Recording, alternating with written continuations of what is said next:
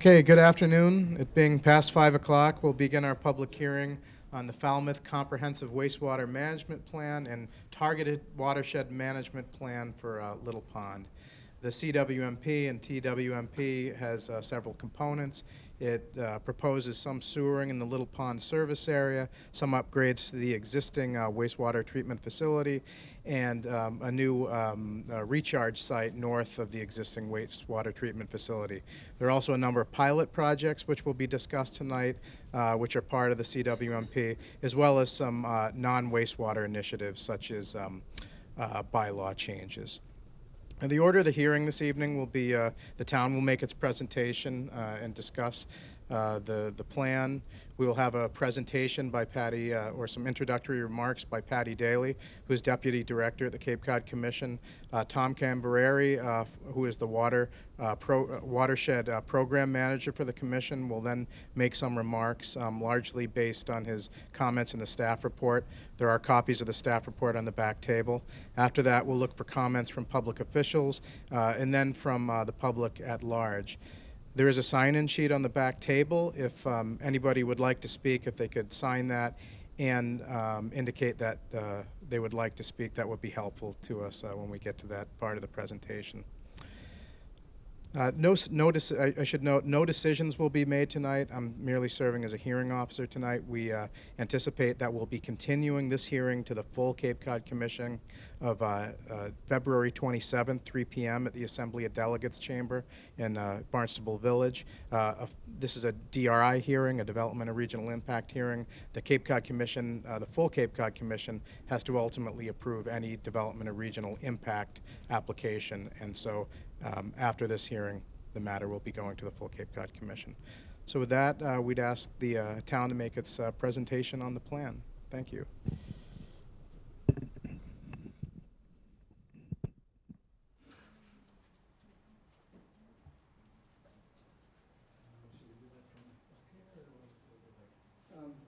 Yeah, if you'd like to speak from the podium, you could, or if you'd like that, you could do that as well. Yeah, and there's a Bluetooth laser pointer that advances the slides on the podium. Okay. The little black. Do you want to do that, or do you want me to do it? You can do it. I got it.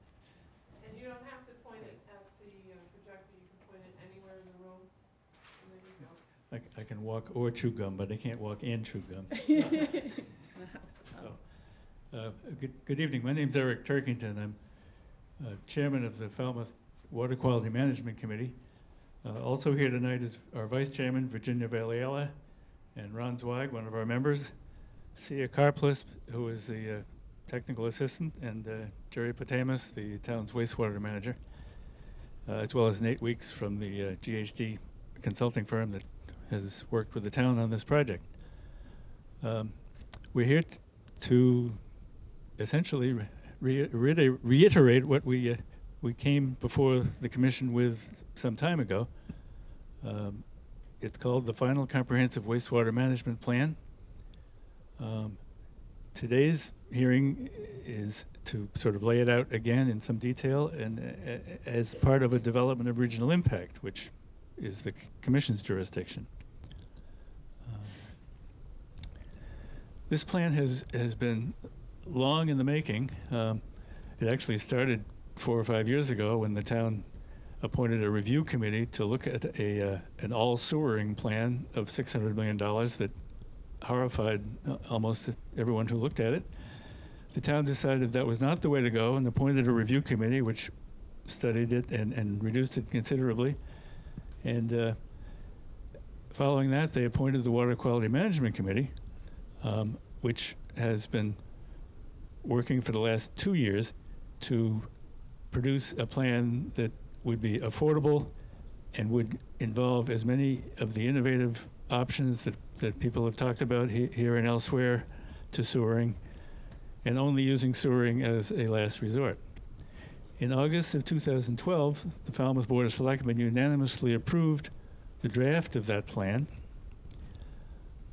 In November of 2012, the state environmental agencies found that draft to be adequate, and it was open to the public, and we received, I think, 246 comments, all of which were responded to get us to the final comprehensive wastewater management plan, which was approved by the Secretary of Energy and Environmental Affairs on January 10th of this year.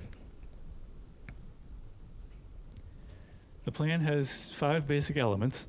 The first one is to sewer as little as possible. The second is to pursue these demonstration projects and evaluate them with rigorous monitoring.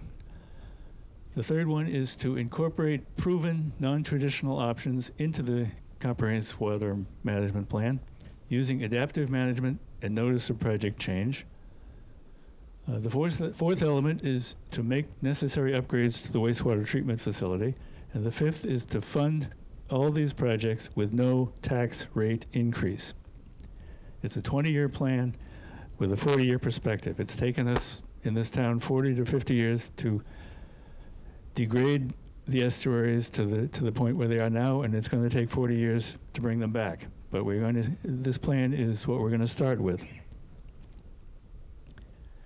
Included in the plan specifically are nitrogen control bylaw for fertilizer, which the town meeting passed, and the Attorney General, after considerable backing and forthing, turned down, and the legislature revived, and it is now in place. It's the strongest nitrogen control bylaw on Cape Cod, and it's in place. Shellfish aquaculture is going on as we speak in Little Pond. The town put 1 million oysters in last year. All reports are they're doing very well, and they are doing their job, which is to reduce the nitrogen in Little Pond, which is the most polluted water body in town. Permeable reactive barriers, the town hired CDM Smith as a consultant to examine the practical possibilities of installing permeable reactive barriers in different locations in town. That study is still ongoing. We're learning a lot about permeable reactive barriers and their pros and their cons, and we'll have more as the study continues. Boynes Pond inlet widening involves Boynes Pond inlet widening. We have a pond that if you widen the current inlet from 50 feet to 90 feet, the projection is you will reduce the amount of nitrogen equivalent to sewering 450 houses. So this is very high on our list of things to do here. We have denitrifying septic systems, which are being studied up at the test center in Bourne. We have eco toilets. The eco toilet effort in this town is the most intensive and the most effective and the most practical that is going on anywhere in the United States as we speak. Lower Little Pond sewering is also part of this. It's the area around Little Pond that is the most densely populated part of the town. It surrounds the most polluted water body in town, and the premise here is that it is the most cost-effective place in town to do any sewering, and that's why we're doing it there. Final piece is adaptive management. What that basically means is we're trying all these things out. We're monitoring each one of them to see how effective and how cost-effective and how community acceptable they are. And as we learn, we're going to move toward some and away from others. And we don't know yet what that means, but that's but it's going to be a learning process, and it's called adaptive management. Nitrogen control bylaw, I think we already discussed. This town has passed a bylaw that says you can't apply any nitrogen, any fertilizer, to any piece of lawn or anything else within 100 feet of a water body. It's the strictest rule in Cape Cod and probably in the state. Shellfish cultivation we've talked about. You can see in the picture it's going on now. Not now, actually. It was going on this summer. The shellfish are now wintering elsewhere, but they summer in the Heights. And those brown bags, 8,000, how many? 3,000 bags? 3,000 brown bags put together by volunteers are holding 1 million happy oysters. Boynes Pond Inlet widening, as you can see. The colors are, the dark red is the worst and the blue is the best, and if you widen this inlet, there'll be a lot more blue and a lot less red. Permeable reactive barriers we talked about. Echo toilets, I'm sure you'll hear more about tonight. Sewering the Little Pond watershed, these are the reasons why that particular area was chosen to be the one to be sewered. The sewer service area is on this map, which, as you can see, runs basically up the Mara Vista Peninsula to Mara Vista Avenue, runs across over to Route 28. It encompasses the businesses along Route 28, several of which are operating under DEP mandates to deal with wastewater that they currently can't handle. And it moves down into the heights and surrounds Little Pond. It's back up. It encompasses approximately 1,600 sewer equivalent units, which is basically 1,600, the amount of sewage that 1,600 households, single-family homes would produce. The peak volume estimated would be 260,000 gallons a day. The total cost for the collection system and pump stations and whatever is about $41 million. Adaptive management is laid out for you in this chart, and I don't understand it either. But what it basically says is we're going to try things, and we're going to do more of what works and less of what doesn't. Paying for it. This is the key element that has produced such support for this plan in this town, which is from the very beginning, this committee and the review committee before it said, we are going to pay for this from paying off previous debt and acquiring new debt without raising the tax rate.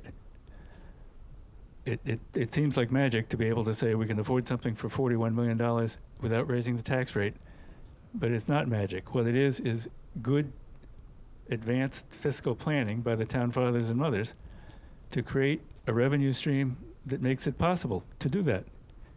We'll be going to town meeting this April with a proposal to do that without raising taxes. The milestones here, we're going back to August of 13. I think we've run through most of them. The key one coming up is April of 2014, when town meeting is going to have to consider the vote to bond for the construction. The town meeting will also consider options regarding betterment. The people who live in this area obviously will be asked to pay something for the improvement, and the question is how much, and that will be decided by the selectmen and then by town meeting. In May of 2014, the key matter comes up, which is the town voters will have their say. We are hopeful that by the time that comes around, we will have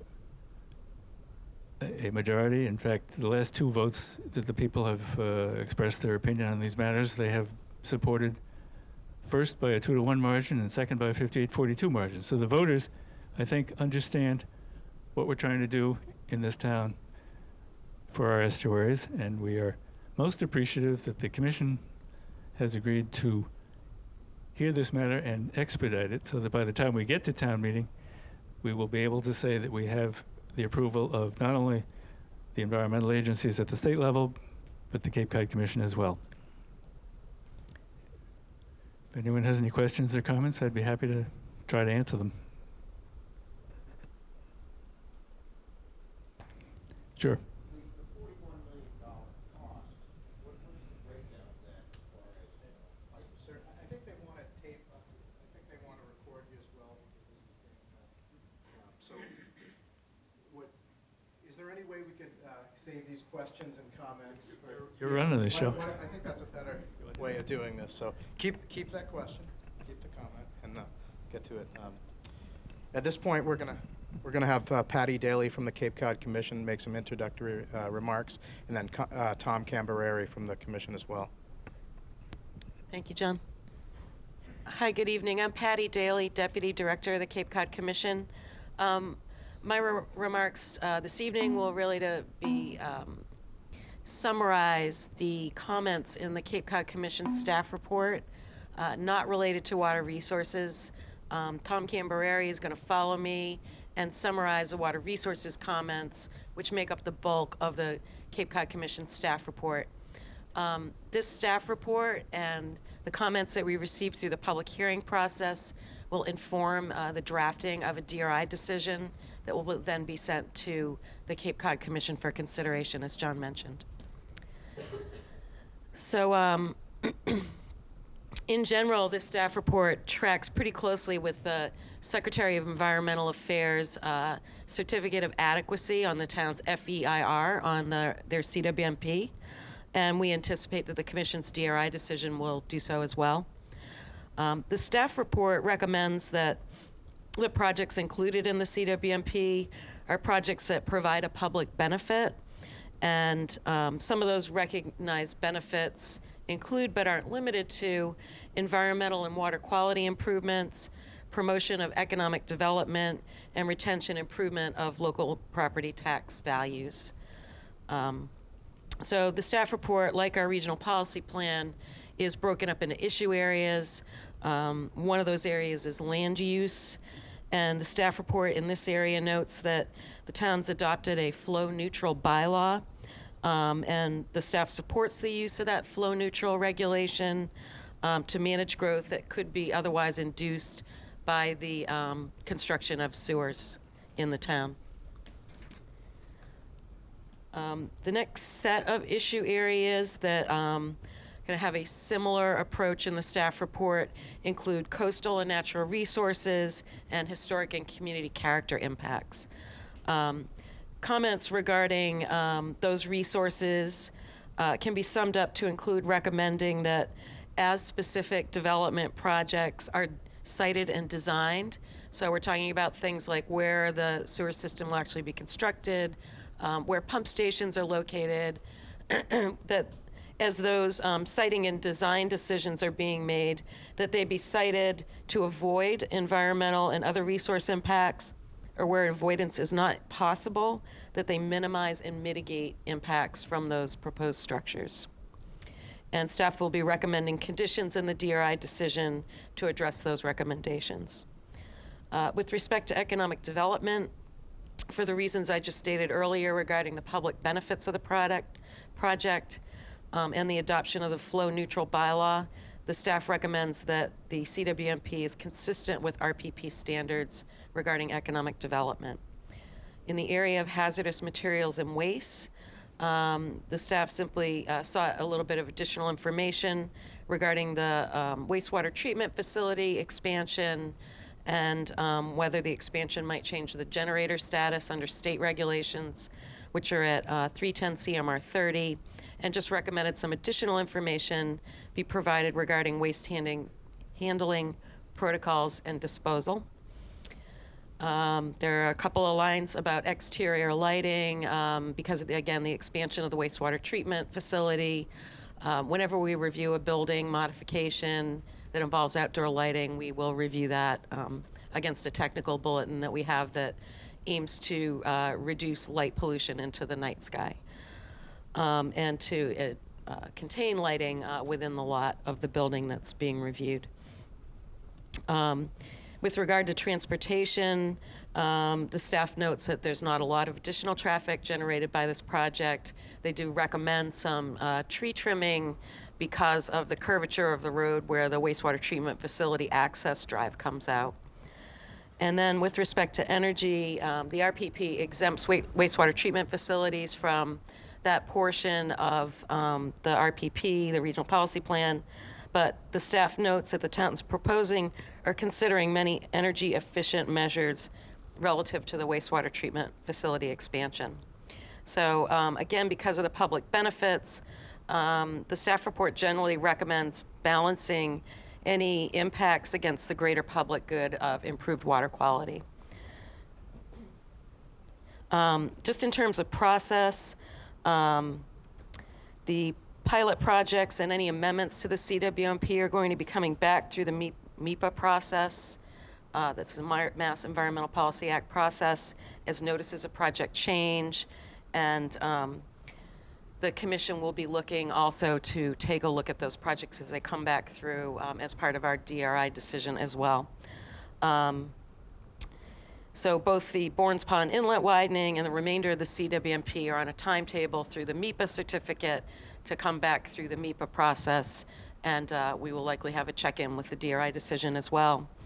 The staff is also recommending through the staff report that the Commission's DRI decision include conditions for additional review consistent with those timeframes outlined in MEPA, and the DRI decision is recommended to include an adaptive management plan for tracking the pilot projects and new projects under the CWMP, all consistent with the MEPA sign-off, and I believe consistent with the CWMP as currently proposed. So that is a summary of the issue areas covered in the staff report, and with that I'm going to turn it over to Tom Cambereri to talk about the water resources staff comments. Good afternoon. I will just use the podium here to rest my paper on, because I am going to refer to that as you refer to it as I move through this summary of the water resource comments. So the water resource comments, this is not one of the first CWMP that we've reviewed across Cape Cod. We've reviewed a number of these, and our review is based upon that regional policy plan that was adopted by Barnstable County, and the regional policy plan has all these issue areas, as Patty indicated, water resources being one of them. So our job as staff is to look at a project and to find where the project is consistent with the regional policy plan and its minimum performance standards. So in the water resource section, I kind of look at the CWMPs to be consistent with an overall goals of a sustainable supply of high quality drinking water, which that is an issue I'll take, and the restoration and protection of the ecological integrity of marine and fresh surface water bodies. So that's like the key elements that you would expect any planned development or project on Cape Cod to be consistent with. In regards to marine resources, the plan of the town, the state, have been working collectively through the Massachusetts Estuary Project to define the ecological conditions of its coastal surface waters, its marine waters.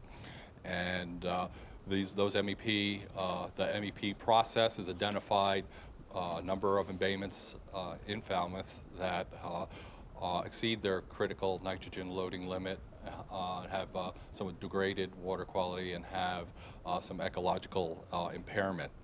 And that's contained on a table of page 4. And it shows where those reports have been received, which MEP reports have subsequently have an established TMDL through DEP and EPA, and which ones are addressed as part of this CWMP, and the last column being with the wastewater nitrogen removal percentages, and all those percentages are fairly high, and that is the crux of the issue and the problem for the town of Falmouth and the region. How do we attain ecological restoration by removing this nitrogen? So that is the gist of that plan and of the issue area for the marine resources within the regional policy plan. So staff, in reviewing the CWMP, it's all about that. Suggests that the commission can approve this comprehensive strategy and the targeted wastewater management plan as consistent with the applicable water resource minimum performance standards as are more detailed below, and that consistent with the FEIR and MEPA certificate, that the town will file a notice project change and a modification within 5 years on its overall strategic plan to see how all this, the pilot projects and this work comes together. So that's for marine resources. For drinking water resources, the commission staff in town have been communicating about this issue area since the ENF through the DEIR and this final DRI process. And we are in agreement that the town has done a superb job of protecting its drinking water resources. I'm aware that you have a major funding item coming up ahead of you as well in regards to Long Pond supply. And staff review and work evaluating that the drinking water quality finds that it is of excellent quality within the town.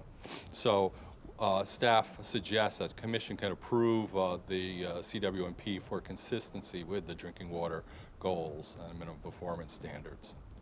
For fresh surface water quality, this is also an area that the staff and town have been in communication with since the ENF, and in regards for consistency with this issue area, staff suggests that the commission can approve the plan with a condition that the town develops a freshwater pond action plan for implementation as part of the overall adaptive management plan. Wastewater facilities, there are a number of minimum performance standards that we have for wastewater treatment facilities, and I'll have more comments on those below. They're much more specific. Stormwater the regional policy plan requires a management of stormwater for nitrogen removal, and that is primarily the focus of this CWMP. So we find that the commission can find the plan, the Falmouth plan, as being consistent with the overall stormwater goals and minimum performance standards. And in regards to the stormwater pilot effort that will be it's targeted for Little Pond, but maybe not exclusively for Little Pond. I think it's a challenge for the town and for the region to try to look at these and try to develop an approach where credit can be gotten for the stormwater treatment improvements. Because doing that, you have to take care of stormwater anyway. But if for a more investment to treat that, it can reduce the amount of overall sewering. So getting into the some of the specifics on the CWMP. Eric, you've introduced the Little Pond watershed plan, 16.5 miles to collect over 250,000 gallons per day. This is to remove the lion's share of nitrogen from the watershed for Little Pond and a little bit of Great Pond. And the sewer shed is directed to removing that nitrogen for coastal water quality restoration, and staff suggests that the implementation of this targeted watershed plan for Little Pond is consistent and be conditioned for appropriate reviews at appropriate identified milestones. And be included as part of the overall adaptive management plan, that aspect of it, which will be coming up more as far as our comments and finding our way forward for approval. The West Falmouth treatment plant, the flow from the Little Pond watershed will be conveyed to the town's treatment facility on Blacksmith Shop Road. And this is not the first time that we've addressed this. We've addressed this in the 2001 Cape Cod Commission DRI review and approval. And there are some specifications about that approval that overall we find are consistent with the discussions and the settlement agreement that you've had with the Buzzards Bay Coalition and DEP, as well as the modified groundwater discharge permit. So staff suggests that the effluent disposal limitations of the 2001 DRI decision be modified to reflect the present limitations of the 2013 groundwater discharge permit and settlement agreement. Disposal site. The increased flow from Little Pond watershed will be discharged at Site 7. It's outside of the West Falmouth Harbor watershed, and is consistent with the groundwater discharge permit and settlement agreement. And staff, in its review of the DEIR, recommended that the town evaluate potential downgradient impacts to surface water resources, and we've reviewed that information, and we find that the issues in regards to Crocker Pond can be evaluated as the project moves forward with a monitoring program, with mitigation and with identified potential mitigation and contingencies. So staff suggests that those conditions can be incorporated into the approval for that aspect of the plan. The overall wastewater disposal, we look beyond the targeted watershed plan and the for Little Pond. We look at how the comprehensive strategy will evolve to address the TMDLs in the other multiple watersheds that the town has. And looking at the DEIR, if one was to do that using conventional approaches, that would account for up to 1.2 million gallons per day of treated effluent. That wouldn't need to not only be treated, but found a spot for effluent recharge or disposal. And moving forward on that, the town's has identified ocean outfall as a key area for review, as well as conventional potential conventional disposal. So we in our staff suggests that the evaluations of these options for the comprehensive strategy be specifically reported in progress reports on the overall implementation of the project as part of the adaptive management plan reports. In regards to the pilot projects and other efforts, we've listed 9 of those in bold below. The fertilizer bylaw that Eric has talked about, that is a potential, we want to talk to the town about developing again, like the stormwater issue, how can a fertilizer bylaw be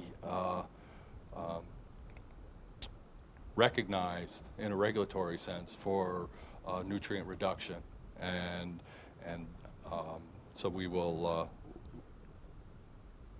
work and talk to the town through our crafting our DRI decision on any appropriate condition for that. And the flow neutral bylaw, I think that is basically, has taken that the issue for consistency with the 0% state revolving loan fund requirements, in consistent with the environmental bond bill, and we'll be taking so we'll be discussing that as part of the DRI review conditions and develop conditions if appropriate. Baseline water quality monitoring. Town and staff have exchanged ideas on this. We know that the town is working and moving with SMAS on this as well. So our DRI staff would recommend that these protocols and requirements that the town is already developing be further developed in a formal way as a condition of approval as part of the overall adaptive management plan.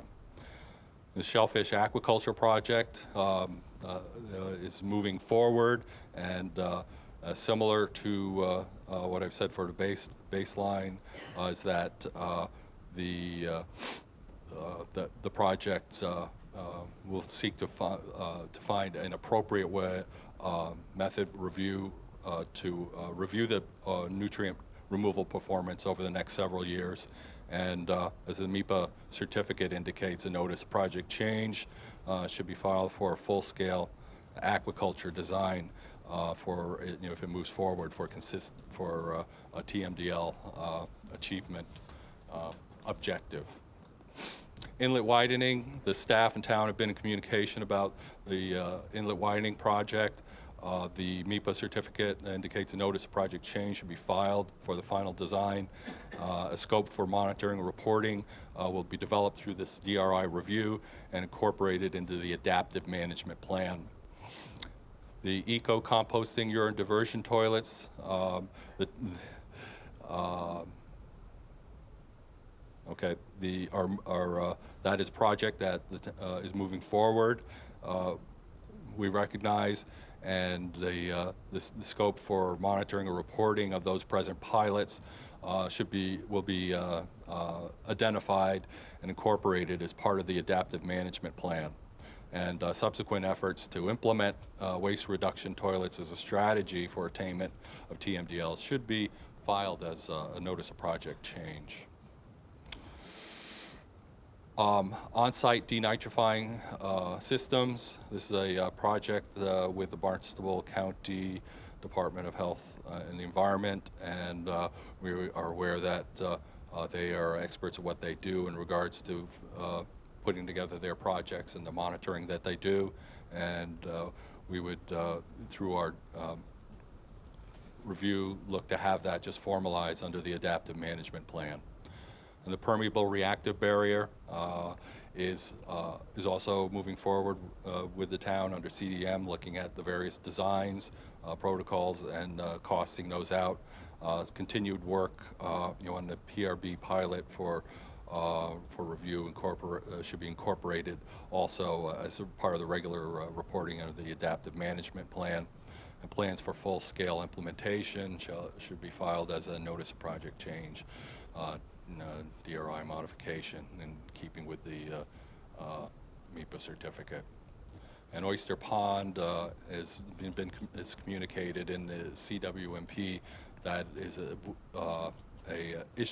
issue area for a separate targeted wastewater management plan, and so that should be also identified as the town moves forward with progress with that in the adaptive management plan. So I've said adaptive management plan how many times? A number of times for a variety of these different pilot projects and the overall plan. And so our challenge overall with staff and the town is to formalize and develop that in more detail. We've done this a number of times with other comprehensive wastewater management plans in other towns. We don't feel that the development of that should be onerous. We also don't feel that the development of the adaptive management plan should hinder town, especially as they're getting off on their approvals and beginning their filing, contracting, and bidding for the project that they want to get underway. So the adaptive management plan just should also recognize that will recognize that the town is underway with various aspects of what is an adaptive monitor, which is the monitoring components of an adaptive management plan and its pilot projects, that the targeted watershed project will consist of performance and compliance monitoring, almost in a similar fashion to what is required under the groundwater discharge permit. So there will be dovetailing requirements that the commission will have in its requirements with with DEP, so we're not looking to add any additional requirements through this adaptive management plan process. And the outline, there's a general outline on page 19 of our, over 9 of our adaptive management plan. It recognizes what's already been implemented by the town. It looks to try to formalize the various components, the pilot projects for each project, the targeted watershed projects, and the aspect of the project which we call, the strategic overall comprehensive part of it. And I think that part is more akin to what you have the CWMP recognizes as the comparative period within that 5-year zone as you're moving forward with Little Pond and the pilot projects. So this is staff's recommendation of what we see to the commission and the town as to what are those various components of the adaptive management plan should be. And you have read and heard from Patty on some of the other issue areas that the commission has, and we think also if there are areas under those that require monitoring, reporting, that those can also be formalized in this under the adaptive management plan. And that is the end of the water resources section. Thanks, Tom. We'll now take testimony from any public officials who would like to speak in that capacity. Are there any who would like to give testimony? Okay, hearing none, we'll proceed to testimony from the general public. We'll begin with David Dow. I think the best way to proceed is if you have questions either for the commission or for the town, I think we should go through questions and comments first, then we'll take it back to the town and the commission as necessary to address those questions and comments. So, Mr. Dow? I don't have any questions. I was just going to make some comments on behalf of the Cape Cod Island group of the Sierra Club, who has 1,100 members here in Cape Cod. We've submitted written comments in the past to both the Cape Cod Commission and the Massachusetts Executive Office of Energy and Environmental Affairs, and pointed out to them that the Falmouth Final Comprehensive Wastewater Management Plan runs contrary to National Sierra Club policy and positions. So our group and the Massachusetts chapter can't support it. And it'd be nice if you let us know who you're supposed to write to about the most recent DRA thing, since I didn't, just glancing through the document, I didn't actually see any place where somebody could send written comments, but could be in there someplace. I was just going to focus my comments on environmental justice issues and the actual financing solution for the Little Pond sewering and the upgrade of the Falmouth wastewater treatment plant. I thought it was actually quite revealing that the financial solution showed a black box with a maze inside. And it showed, and I certainly can't understand the financial scheme, and I'm sure most other people probably join me. So and since the focus of a lot of the dialogue has been on this component of the targeted watershed management plan, which appears to many people to be an MWRA type solution with a potential ocean outfall, our group decided to work with some other people and organize a meeting to explain the financing options and the costs. And since it's for most people, this is just totally beyond them how this is going to be done, and what the options are for the citizens in town who are on fixed incomes, or under or unemployed, people, the working poor that work in our service industries, and many other people who are struggling to get by on their current incomes and can't afford to pay either directly for the sewering or to help share the costs on a wider town basis. And because of this reason, we decided we were going to organize a meeting, hopefully in March, to explore environmental justice implications of the financial solutions and the $40 to $50 million cost to do the pilot project. The other thing that we plan to do in April 3rd, we're going to have a meeting with the Silent Spring Institute and the Massachusetts Breast Cancer Coalition. We're going to discuss toxic chemicals, which have been considered as part of the Cape Cod Breast Cancer and Environment Study. And as you may know, the Silent Spring Institute and the Massachusetts Breast Cancer Coalition feel that endocrine disruptors are behind the high breast cancer rates that we have on Cape Cod. So they will have to discuss that issue in more detail, and I'll leave it up to them to, those two groups, to explain their studies and its implication. As many of you know, contaminants of emerging concern have actually been found in our drinking water supplies here in Cape Cod. So as somebody who spent 20 years working on the Superfund Safe Drinking Water Cleanup at the Mass Military Reservation, or what is currently called Joint Base Cape Cod, I'm actually quite worried about these toxic chemicals in our drinking water supply. So that's one of the reasons we work with these other groups on toxic chemical issues. With that, I will leave it and turn it over to other people, and they can make their remarks and what their concerns are, or if they're supportive, why they're supporting it. Thanks. Thank you, Mr. Dow. One sec. Can I- My name's Andrea Adams. I'm the Cape Cod Commission Senior Regulatory Planner. And while the next person comes up, I'm going to put up our contact information. So please ignore the woman behind the curtain, so to speak. So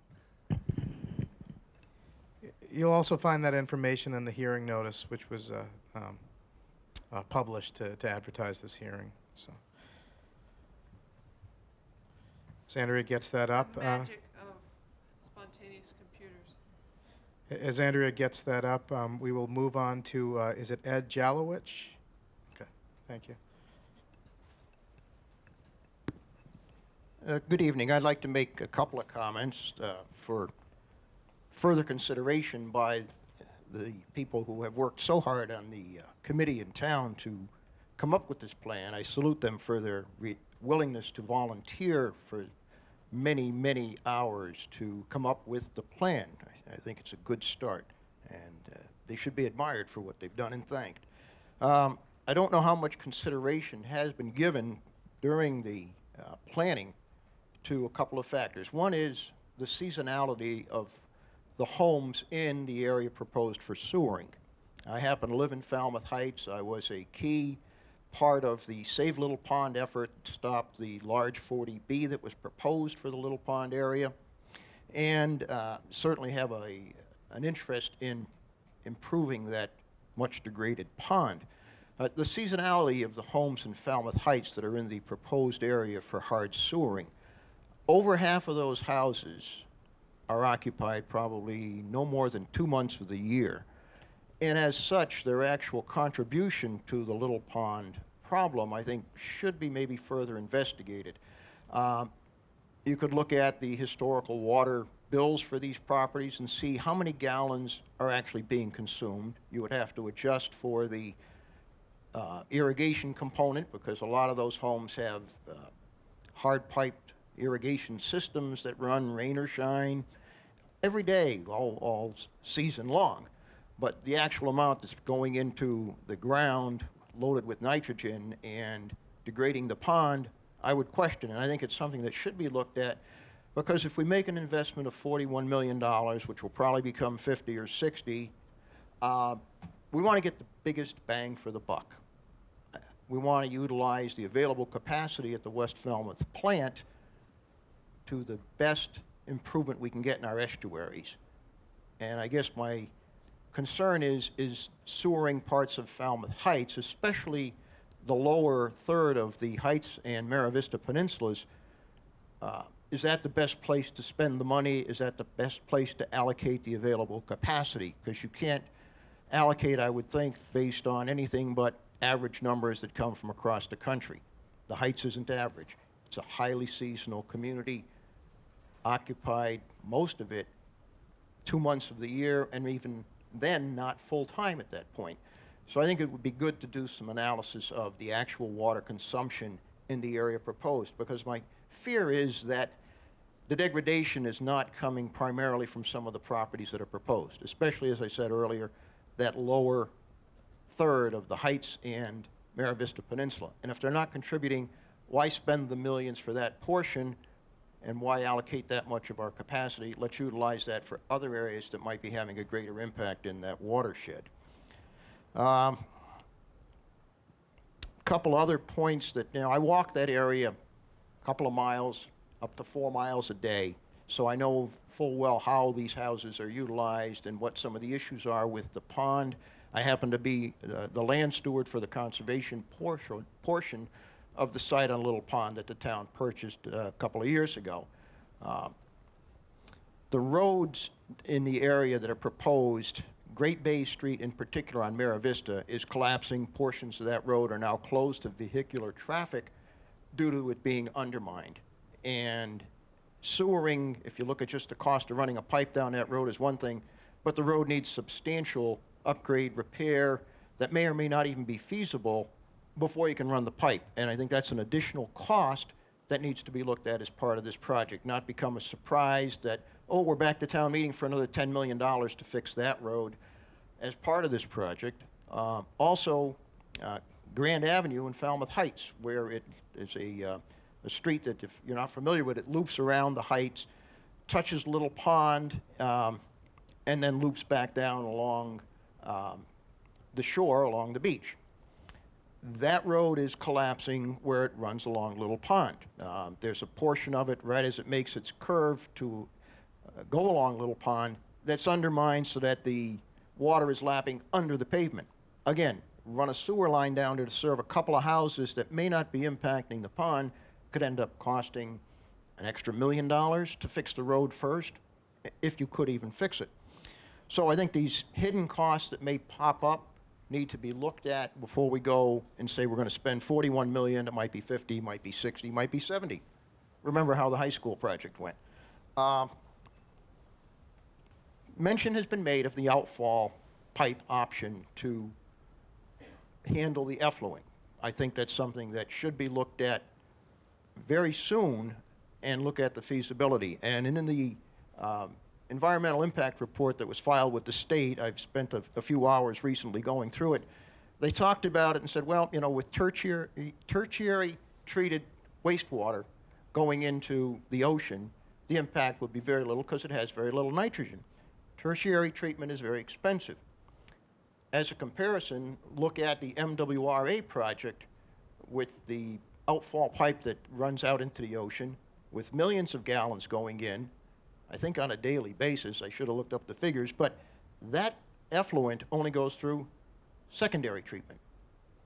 Secondary treatment does absolutely nothing to remove nitrogen. So the full nitrogen content of that wastewater effluent from all the MWRA area is going into the ocean. And if MWRA can do it, I would think Falmouth could send effluent out that only goes through secondary treatment. Fair is fair.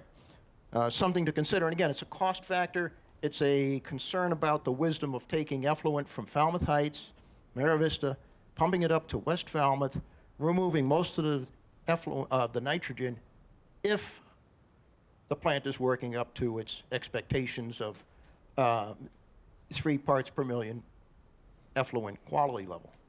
Does it? It'd be nice to see a historical graph how well the plant's running since the upgrade was last made. I know there's times when it's meeting or beating that, but I'm sure there's times that it's not meeting that. But an outfall pipe would certainly reduce costs and give us an option for further wastewater treatment from other areas of town as we try to improve all of our estuaries. One comment about the fertilizer bylaw. Sounds great, but like any bylaw, how do you enforce that? No fertilizer for certain months of the year, no fertilizer within 100 feet of an estuary. Great on paper, but I think you need to look at in any bylaw, what is the enforcement mechanism and what are the penalties for non-compliance? Because if you look along Little Pond, there's some lawns that put golf courses to shame. Pretty much all of those lawns do, and it's a shame. You know, there's a term, Falmouth-friendly lawn. I've got one. I don't fertilize. Lawn looks pretty good. Does it look like a golf course? No. But I think the fertilizer bylaw is a great idea, but how do you enforce that? Lastly, I would just say, I think we got to fix the ponds. I think this is one way to do it. I question the wisdom, and I think we all should, of sewering at the same time as we're trying some of these other options. Because I think the oyster project's working really well, beyond expectations from what I understand. The inlet widening at Bourne's Pond, I think, will be a resounding success, but it's a long way from implementation. And it appears, I see even in the commission report, that the town has decided not to pursue widening the inlet at Little Pond. I think that should get back on the table and maybe even be tried before sewering, because it may have a bigger impact than sewering some areas that aren't really contributing to the pond. I know there's issues with widening it because you've got homes already along their properties that flood during high tides. It might be cheaper just to put some seawalls along those particular properties. There might be a dozen of them that are impacted by high water, cheaper than hard piping. Hard piping might be the only way, but have we really explored the options entirely? Thank you. Before we get to the next speaker, I think Andrea's email has 2 lowercase a's, just so it doesn't get bounced back to you. The reason I put the uppercase A is just so you can see it. Sometimes it's everybody's email address at the Cape Cod Commission is the same construction. It's the first letter of our first name stuck onto our last name. So I capitalized the first A so you can see it. It's AADAMAS@CapeCodCommission.org. Okay. Thanks, Andrea. So we welcome written comments that way or by snail mail. Rachel Jakuba? Thank you. So I'm Rachel Jakuba from the Buzzards Bay Coalition, and the Coalition is a nonprofit membership organization that's dedicated to the restoration, protection, and sustainable use of Buzzards Bay and its watershed. We represent over 8,000 members of families, businesses, individuals around the Buzzards Bay watershed, and over 700 people in Falmouth.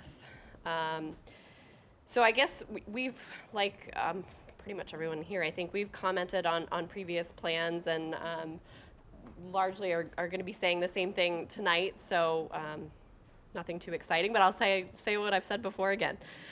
So first of all, we applaud the town of Falmouth for the work that they are doing in terms of cleaning up the South Coast ponds. It's really important that these estuaries that are so degraded by nitrogen are being tackled in terms of fixing that problem, and we support the town in working to find solutions to the wastewater problem that is causing the nitrogen pollution. That said, we want to make sure that in fixing the problems in the South Coast ponds with nitrogen, that we're not exacerbating problems or creating problems in other areas of town and other waterways. So the first, I guess, waterway I wanted to discuss is West Falmouth Harbor, and the coalition has been really active for a long time in water quality issues in West Falmouth. And as been mentioned a few times tonight, we're part of a settlement agreement with the town on the modified groundwater discharge permit.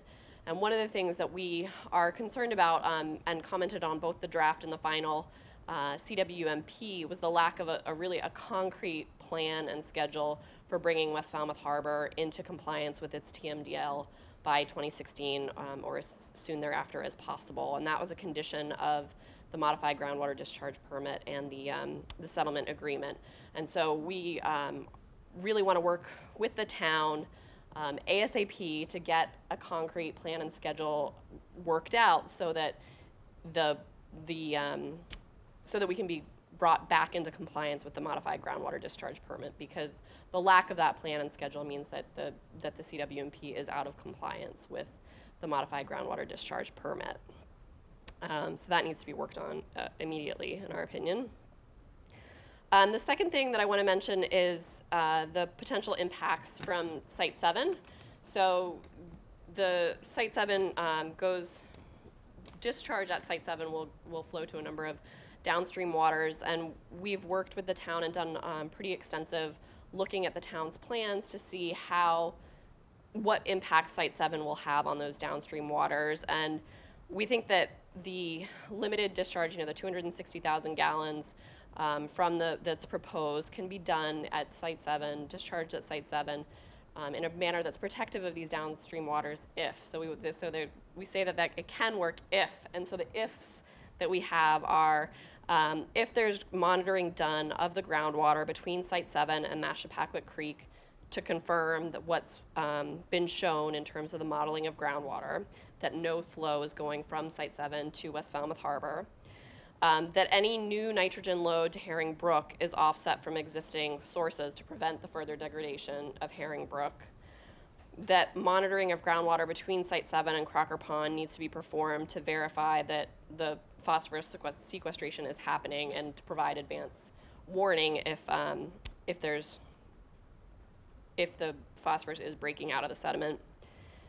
And finally, the town needs to ensure that Crocker Pond will be protected from water quality degradation by developing a rigorous monitoring program. And this is something that is mentioned in the staff report by the commission to make we think, Tom spoke a little bit about it, and we would really love to be involved in the development of that plan in terms of setting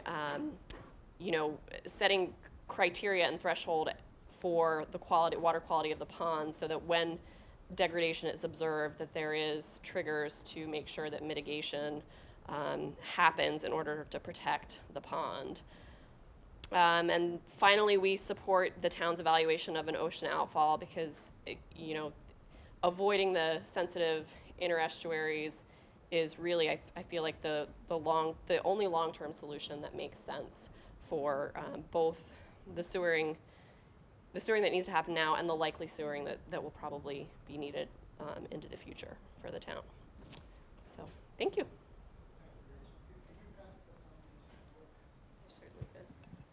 I thought Hildy was next. Oh, okay.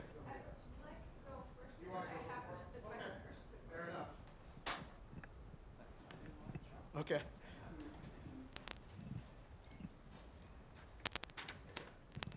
Thank you. I'm part of the 208 planning process, and I'm in the working group. Have been in the working group and plan to continue my efforts towards the 208 plan process. And at this point, I would like to assume that the 208 plan is a serious plan, that it's not just a way to get eventually to lots of sewering, that it really is a plan that holds to adaptive management.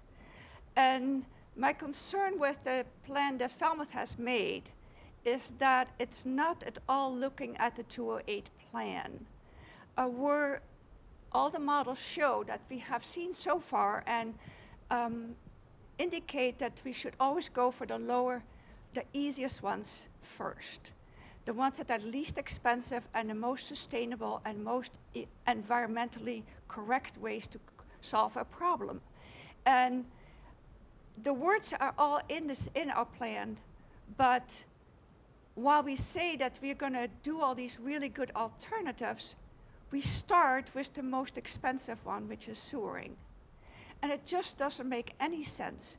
When we see the models, and we saw many watersheds models, every time over and over, it's so clear that the alternatives are cheaper and more sustainably for economic reasons, but also very important for environmental reasons. And why not start there? Why do we start with the most expensive one, where we haven't seen the results yet of the demonstration project? I just do not understand it. So when we do sewering, another problem which what the gentleman here kind of mentioned, we have the sewer for the most impact of the houses that are there. That's how sewers work. They design them for the greatest number of people, for the highest occupancy during the year, which is 2-3 weeks, maybe a month in the summer. They have to design it for that particular time, where the rest of the time it's not needed to have such a big system. And I would like people to start understanding what the alternatives can do. They function when the need is highest, so as the aquaculture. They take the most nitrogen out when the most nitrogen comes in. A very good lineup of solution and problem. And if you use eco-toilets, it doesn't matter. You can be gone and nothing goes in the groundwater. You can have 20 people in your house, nothing goes in the groundwater. You do not have to design for peak occupancy. And that is a huge difference in cost, because it will function no matter how many people in the house. And what time of the year, it doesn't matter. It's very adaptable, can add to it in your house, you can change it anytime. It's an individual by house. So if it's not needed in certain areas, like it was said, certain areas might not be needed at all because they're only occupied for 2 weeks, it's a very small system. With the sewers in general, it addresses always the problem, the symptom, but not the cause. And each time, so we do now for nitrogen, and that is a problem. When we fix the nitrogen, it doesn't say for sure that we're going to get the aquatic ecosystem back to health. There's no guarantee in the CWMP that if you do this, for sure everything will be healthy. There's no need for a guarantee because it's not required by the state. You only have to take the nitrogen out. If it doesn't fix anything, you go to the next problem. Then you have another technology that's going to fix that. And if that doesn't work, then you do the next one and the next one. There's no guarantee attached. So if it's said for $40 million, you have to show that the aquatic ecosystem is going to be fixed in 10 years. Okay, I can accept that. But that's not needed. So I don't see any reason to go this way where there's no guarantee that we get a healthy ecosystem.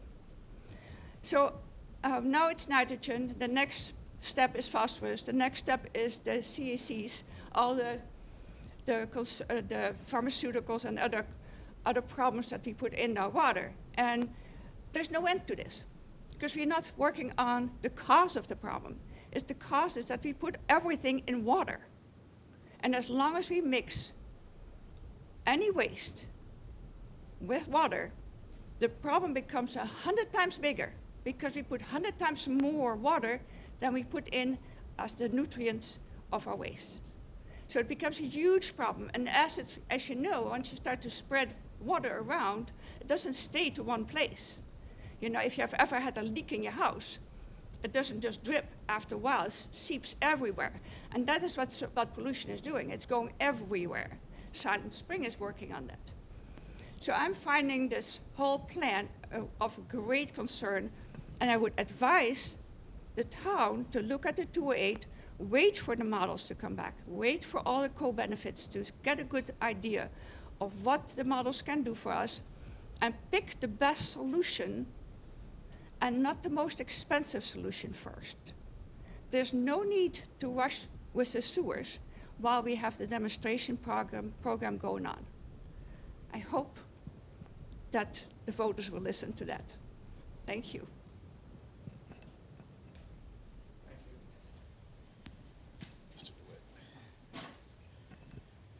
Thank you, John. Just a point of information, are you going to incorporate the MIPA record into the DRI record?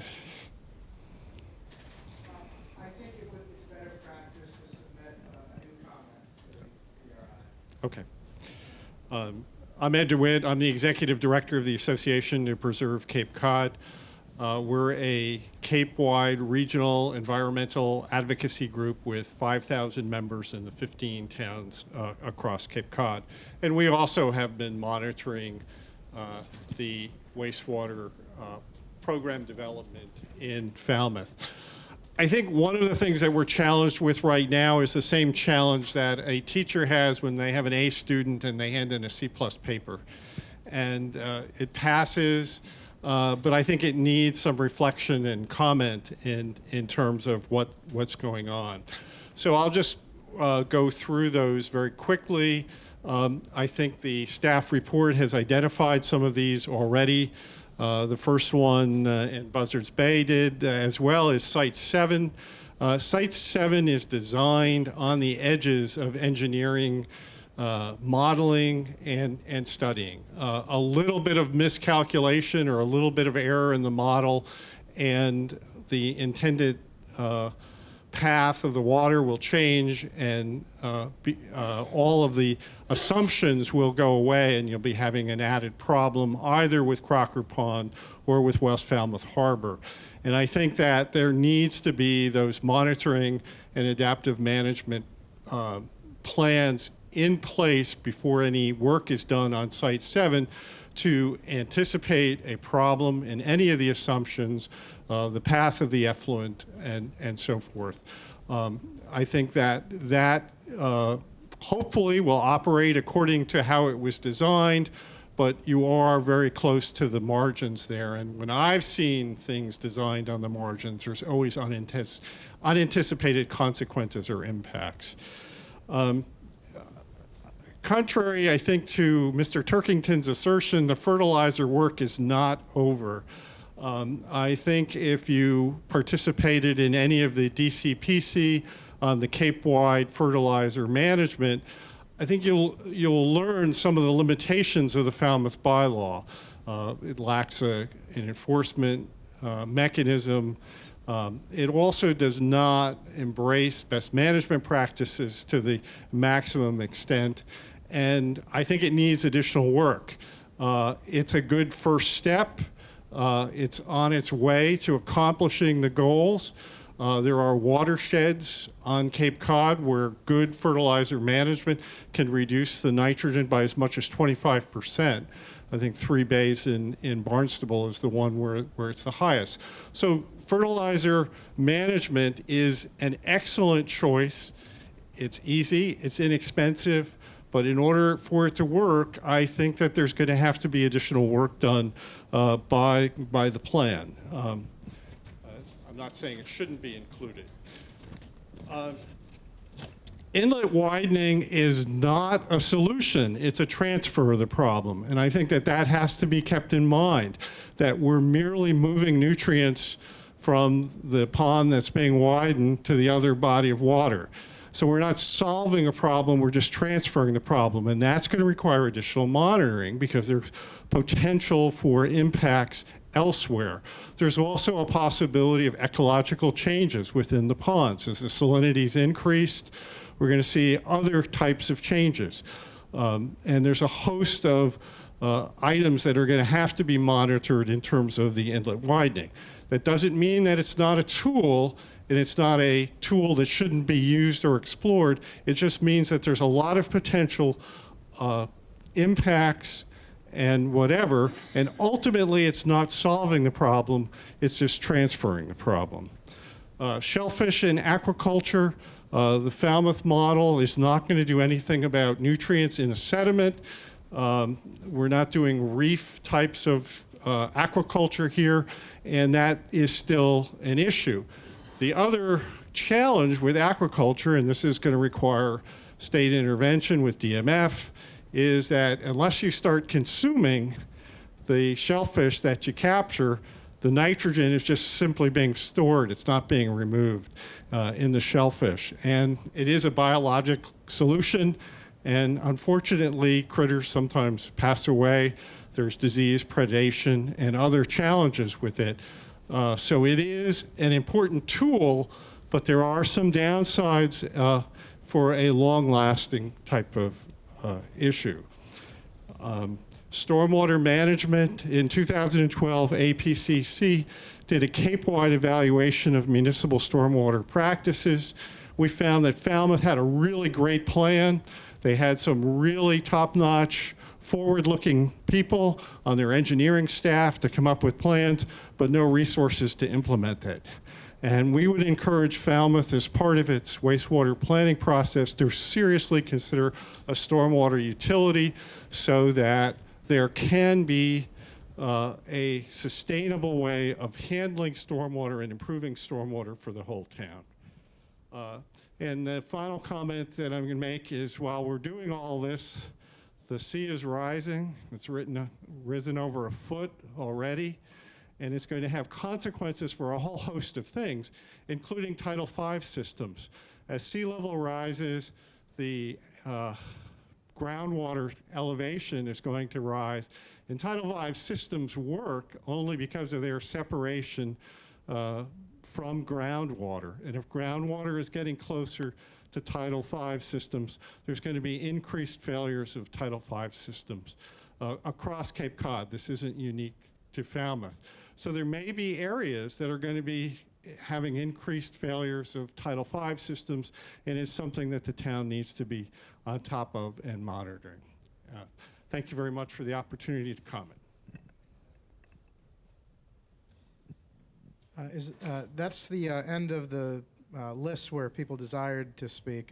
Would anybody else like to speak? Okay. If you could also state your name for the record, I'm sure our scribe would truly appreciate that. Well, my name is Dan Shearer. I live in West Falmouth. The only thing that has bothered me tonight is one word. It's called monitoring. When we had the sewer plant started, we were going to monitor that. But it ruined West Falmouth Harbor before anybody did anything about it. What kind of, or what penalties are we going to ensure if the monitoring finds something wrong? You can't stop people from using the sewer. And I think it's a terrible word, but I don't know how to get around it. Thank you. Anybody, before we take it back to either the commission or the town for final comment, is there anybody else in the general public who would like to provide testimony? No. Okay, thank you. Patty or Tom, would somebody? Do you want to speak on behalf of the town now? I'm speaking partially on behalf of the town because no one speaks on behalf of the town unless the selectmen say it's okay. And quite honestly, and then it goes through the town manager. It's just bureaucracy at its best or its worst, however you may want to look at it. I do want to put some factual corrections out. I don't necessarily want to debate folks, but I urge you all to go back and look at the plan. It's complex. It's been evolving over decades, and it gets confusing to us. First of all, we have a certificate of adequacy. We don't have an approved CWMP or CWMP. We expect to get one. The wording was if we submit the additional information, we can expect to have an approval. For bureaucrats like me, those things are major because it gets back to the wrong people and they say, you guys don't know what you're doing. The plan is in compliance with the permit. So says the Secretary of Environmental Affairs. Does that mean we don't have to do anything else? No, but the permit is in compliance. We did use seasonal flows in calculating the flows for Little Pond. In fact, the Little Pond sewer service area has a gallon per day capita lower than any place else in Falmouth. So the seasonal flows were used and they were explained, and we got them for water use records. We cannot get water use records for people that have sprinkler systems. It's just, we don't have it. We take total water and we go from there. We are not sewering along Great Bay. Most of the sewers go down the peninsula, Mara Vista, and then they go out as spiders. So constructing in those perimeter roads that are dirt and bad shape, we haven't finalized the design, but the road that's closed, the one on the east side, my boss says I'm never supposed to say it will never happen, but I find it unlikely that we're going to put sewers down that road for the same reasons you mentioned. The state has mentioned we have to do CEC monitoring. We don't know which ones, but we're going to do CEC monitoring in the water body and maybe in the shellfish. We don't know. We have to understand what the concern is for CECs. Is it environmental? Is it public health? It's probably more of a concern from an environmental point of view than the public health point of view. We're seeing embryonic changes in the environment. Three-headed frogs, asexual fish, it's there. And I agree with Mr. Dot. Pollution prevention is the thing we need. We stop putting it down the toilet as much as we can. The Little Pond sewer area cannot meet a TMDL without the minimum amount of sewering we propose. We don't have factual information, and there's no factual information that would imply that we could meet the TMDL without sewering. When we fix the nitrogen, we're hoping we're fixing other things, because Hilda is exactly right. If we only look at nitrogen, don't worry about phosphorus, and don't worry about CECs, we're just setting ourselves up for disaster. Good engineering practice requires we use different design factors. We design for the average flow, but we take into consideration max stay flow for a sizing of a pipe or extra side depth in the tanks. A minimum flow pipe is 8 inches, so it doesn't matter. And much like compost toilets, if you have a one-bedroom house, you may put a one composter toilet in. But if you think you're gonna have 3 or 4 bedrooms in that house in the future, you're gonna put 3 or 4 bedrooms in. So it's not a matter of designing for the maximum. It's a matter for designing for what we practically think people will use.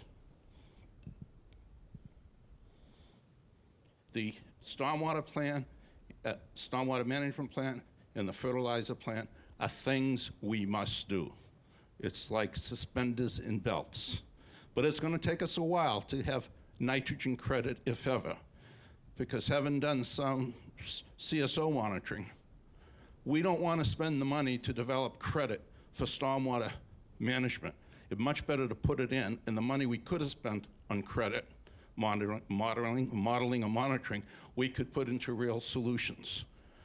If you don't believe me, just go to any of the tech manuals on how you sewer stormwater. These are just some factual things. I'd like you people to go back.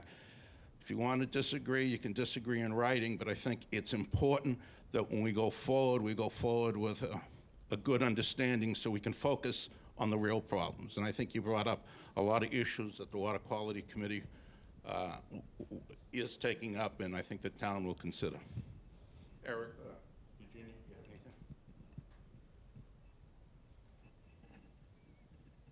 have anything? Anybody else not want to speak on behalf of the town? No. Virginia, Eric? Okay. Patty, did you want to say a little about 208?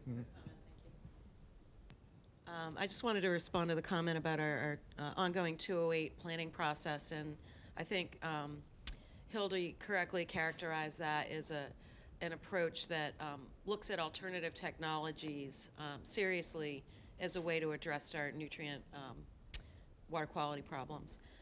But it should be said as well that we're also looking at more traditional approaches, gray infrastructure, centralized sewers, satellite sewering. So while it's true we have an interest in looking at alternatives, 208 does recognize that in some circumstances, sewering is absolutely going to be necessary to restore water quality in some of our impaired embayments. So I just wanted to make that point.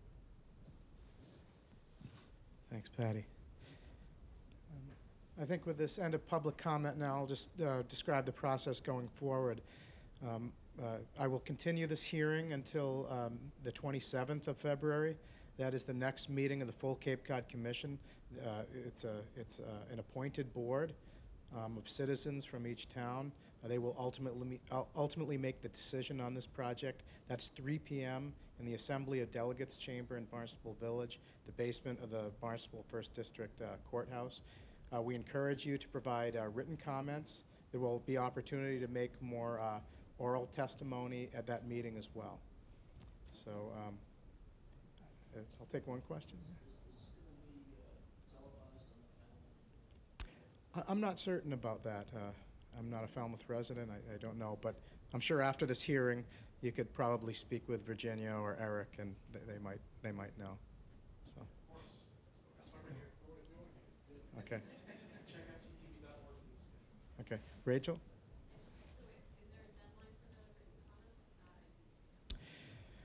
There isn't a deadline of I mean, you could submit written comments even at that meeting on the 27th. We would encourage you to do it early. Anything we get by way of written comments, we transmit copies directly to every commissioner on the Cape Cod Commission.